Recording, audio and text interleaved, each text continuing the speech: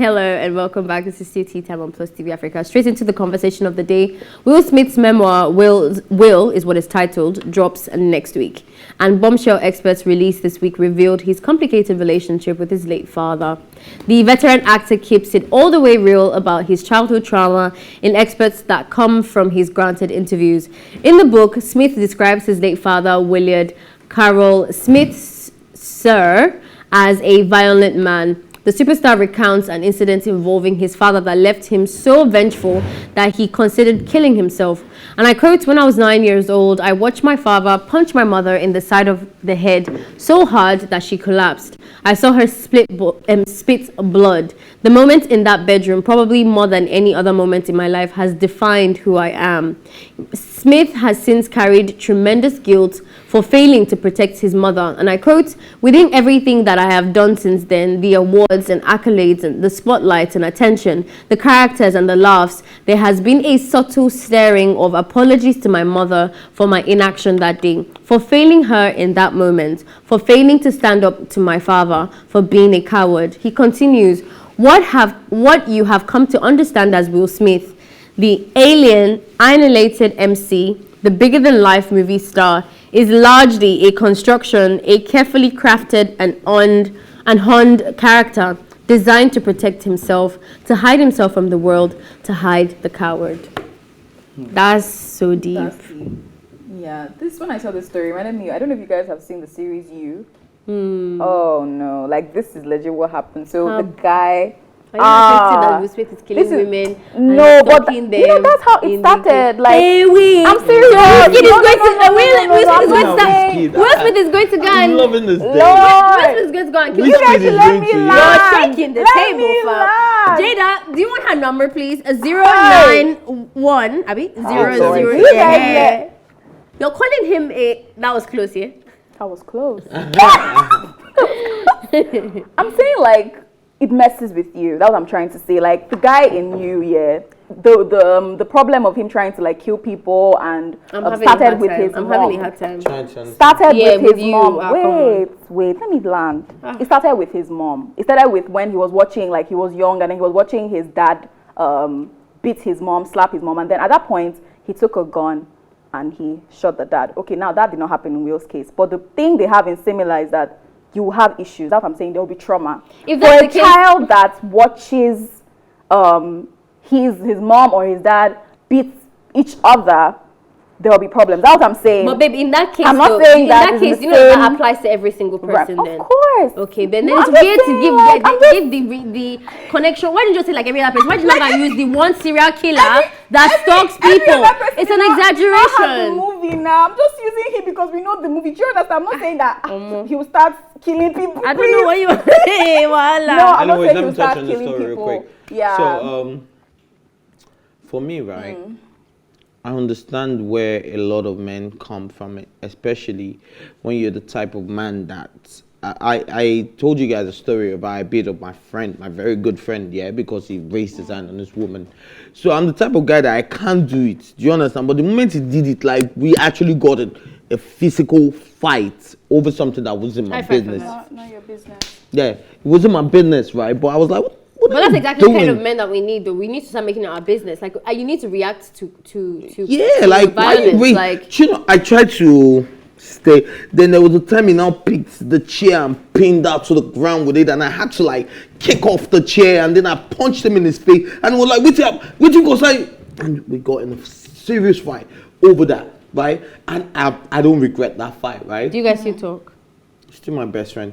Oh. Anyways, so at the end of the day, yeah, and they're married and they're happy. Yeah. And they are stopped. Of course, okay. Like it was just a phase. It was, you know, back in the days. We married somebody that's pinned you down before. No. These are like 10 years ago. That's a long time. Yeah, that's like 10 years ago. He's changed. You've seen different things. They've broken up. They've gotten back together. They broke up. I mean, there's a lot that can happen. Yeah. And then, So at the end of the day, right, what I just think is that a lot of men that feel like they should have stood up for women when they had the chance and didn't, with the old I'm going to her. Do you understand? Like with the really old I'm like I could have helped this girl. Like you're seeing some guy messing with some girl and then you just drive past like it's none of your business with a really old I'm to her. So I get where Will Smith is coming, but then it's now your mother. Like I can imagine me he showed me the guy picking where I be. My father should have done that to my mom. I swear for fights. Which one is a coward? What's cowardice about that? Beats me, but I swear I'll first through my. I'll show my papa better punch. Yeah. I'm not even joking. Do you get me? Yeah. And to the point that she was spitting out blood and all of that. So it's a very vivid. So I get where Will is coming from, and I know how such memories could last forever. Do you get what I mean? Of course. Especially when you know that you are not that man. Do you get? And I think sometimes it molds men. So I was brought up in a home where I never saw my father raise his hand on my mother. Yeah? I never saw my mother raise her hand on my father. They can have the third argument that two of them will shout from now till tomorrow and all that. Now we still go settle them. Do you get what I mean? But at the end of the day, I don't see myself doing that because I didn't grow up seeing that. Doing that. Seeing that, right? And for Will Smith, Jada has never come out that this is some abusive relationship. He's not abusive. Yeah, he's not abusive. So things like this actually mold you into the man that you become. So I think this topic is so important for Nigeria's climate because I don't think as a people in general at large we have conversations around the source of our behaviors. So maybe it's also because we are not as educated, not as progressive, and also religious. Because sometimes religion makes your brain lazy. So instead of explaining anything, you just say that's just how I am, or is God, or something like that. But people don't really dig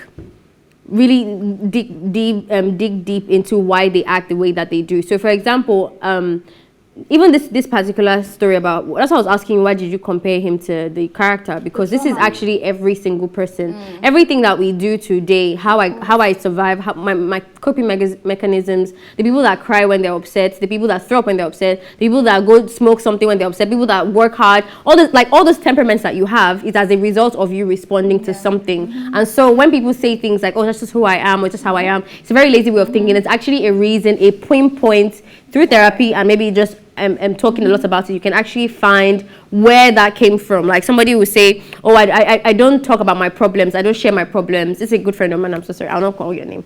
You're saying like, oh, I don't talk about my problems and stuff like that, because I was going through so much. It's making a lot of sense because somebody said it to me recently. Yeah, this guy was saying that, oh my God, I don't share my problems and stuff like that. And I felt like this is somebody that has been there for me in so many ways. So I felt like almost attacked that, bro, I would love to hear your problems, like something that I would want to be part of and stuff. And then from talking to him, it took maybe like 2-3 weeks, we discovered one time randomly, he just gave me an example of how one time he asked his mom, like when he was younger from school, about like help for something that he was really like clouded and stuff, and she basically mocked him and said, why are you asking for that, go and do it yourself and stuff like that. And he felt a lot of shame and remorse, and since then, this is like when he was 7, 8, and since then he's felt like to protect himself from having to be at the detriment of somebody's joke or something, I would not tell anyone. So then you go up thinking, oh, that's just how I am, it's my personality, but it's not. It's actually something that you can, and the good thing about this story, the light at the end of the tunnel for everything that we have, his own is a larger than life character, my friend's own is not sharing things, everybody has something, is that you can actually unlearn it and heal from it.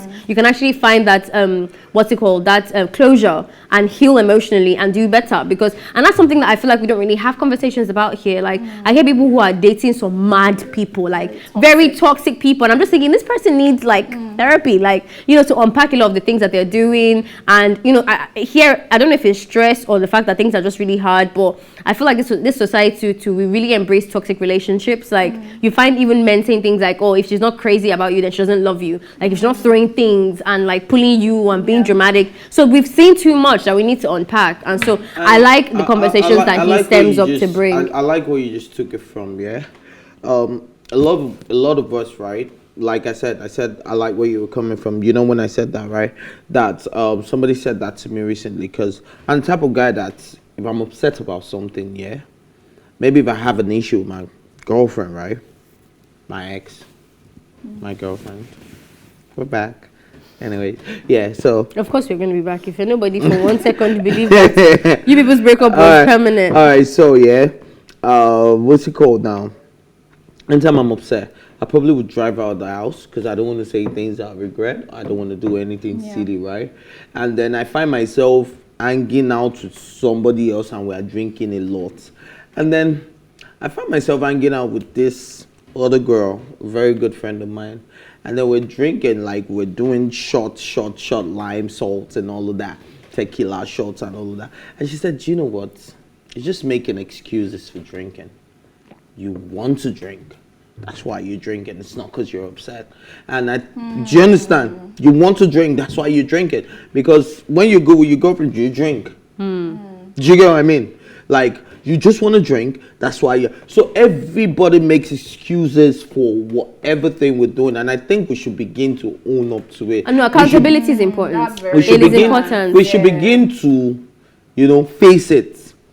Grab the bull by the arm. Stay at home. Don't say anything you will not regret. Don't do anything you would. Don't say anything you regret. Don't do anything you regret. That is where being a man and having self-control. I don't know if I don't know what I was talking about. I was saying I realized my top pet peeve, and it has a lot to do with accountability, but I didn't say it that way. What I said was anyone in my life right now that uses an excuse of mental health for a bad behavior, I will cut you off. If you mess up, like let's say you say, okay, if we're gonna see at 4, and then we don't see at 4, and I'm like, babe, why didn't you let me know that you're going? And I say, oh my god, please don't shout at me, I have anxiety. And can hey wait, or you say something like, anything that like leads to me holding you accountable, and you use your mental health that you know that I cannot question. You don't understand the mental health manipulation here. Mental health is so sensitive. So if you use it as a mask of like, I think using emotions generally. Emotions. It's not even mental health. Not every it's just emotions. No, not every experience. Because if you tell me that you don't have money to income, that makes sense. But if you say to me that, I'm trying to hold you accountable. Blackmail me emotionally. Basically, that's proper gaslighting. Because if you don't say no, when you tell me about me hurting you, then I feel suicidal. That takes away from my hurts. And now I cannot be upset about what you've done. I have to focus on your kidney. If you do that all the time, you will never be accountable for any behavior. I think everyone has choices, because when I was looking at this story, my friend was like, some people will grow up in this situation where they see their moms beating or their dad beating their moms, and they will start beating their wives. Baby girl, high five. Thank you very much. Will Smith had a choice. And he needed to become something. Personal development, whether you've been through the rap. Thank you. Whether or not deep inside you're a coward, you decided to still use a very healthy mask. Yes, we can talk about what's really bothering you, but you still found a way to do healthy. What is like this babe really shocked me. I'm like, babe, why didn't you tell me? It wasn't that she stood me up. It was something even worse than that. But I'm like, I don't appreciate you doing that. Like, it's actually hurting me and stuff. She's like, oh my god, please don't use that tone. I have anxiety. I'm like, I don't like people that guilt trip me. I don't stand for that though. Better get out of my sight. I don't call my number again. With the anxiety. Alrighty, okay, so the next one is Alec Baldwin, who's granted his first official interview following the accidental shooting of cinematographer Helen Hutchins on the set of the movie Rust. The actor, who has kept a low profile since the tragic incident where he fired a prop gun killing the filmmaker, spoke to press on Saturday in Manchester. While describing the accident as 1 in a trillion, the actor reiterated that he was cooperating with the authorities and could not share details affecting the investigation. She was my friend, Baldwin said, of the cinematographer. The day I arrived in Santa Fe to start shooting, I took her to dinner with Joel, the director. The actor added that he had also met Hutchins' husband and their 9-year-old son after the incident. The guy is overwhelmed with grief. There are incidental accidents on film sets from time to time, but nothing like this. This is 1 in a trillion episodes. When asked if he could ever work on another film set involving firearms, Baldwin said, I do know that an ongoing effort to limit the use of firearms on set is something I'm extremely interested in. It is urgent that you understand I am not an expert in the field, so whatever other people decide is the best way to go in terms of protecting people's safety on film sets is all I'm in favor of, and will cooperate with that in any way that I can. Can I start? Yeah, please. I feel like he's a bit insensitive, or is it just me? Like, he's talking too much in a matter-of-fact tone rather than a sympathetic. Yeah, like you've killed somebody, bro. Like, yeah, I spoke to his husband. Like, the guy is filled with grief. Baba, are you not filled with grief? You killed somebody. Like, I don't know. He's just not giving. What people this guy will be. And then when they asked him the question about, would he ever find himself on a shoot with the thing and stuff, he said, he's not an expert. No, yeah. That part was the wrong That part. what? It's stupid. That He's what? not an expert in the field that whatever thing they put in place, he will just follow with it, you know. Oh, man, look good, guys. I think we are the ones. Before you even start opposing, I hope you're not opposing because you just want to oppose, and you actually believe that he has something insensitive that he has said. I'm just giving a disclaimer. Just relax. It's disclaimer. Sorry, I'm relaxed. I promise. It's not easy. Look, to take a life. If I see you slaughter a chicken, I know right, I'll not eat it. If I see you slaughter ram, I know right, I'll not eat it. Now you're not taking life, Yeah. Do you know what this guy is going through? Now I don't know if you guys missed his wife's post where they had to leave the country because, and then there was the post where she was holding his hand. Like, this is obviously a sad man that is remorseful. He regrets every bit of everything that has happened. They have a different story, and this is his first time speaking. We just found something. Which different story? Wait. His wife was the first person to speak. But that's not him. Wait, now, So, this guy now is telling you how he met the husband.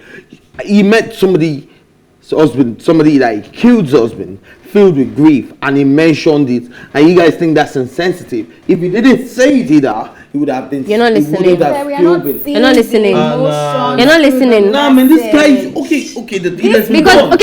First of all, if everything that you've said here is based on your opinion, you've not been able to pinpoint one thing to reiterate your fact. That's an opinion. When you say that he has a lot of remorse, he's been through so much, based on, see, let me tell you something, yeah? This is supposed to be a follow-up. Thank you very much. After killing someone. Let me tell you. By mistake. But he killed somebody. I did not kill someone. Manslaughter. It was intentional killing. Now you guys making it look like the guy just took the gun and shot the girl. Like, I understand. You did not intend. Somebody's dead. It's the point of contention here. But the job. Let me tell you something. Can we just speak like professionals? Actually, that's exactly what I want to do. Let's talk like people in the entertainment industry. Let me tell you something here.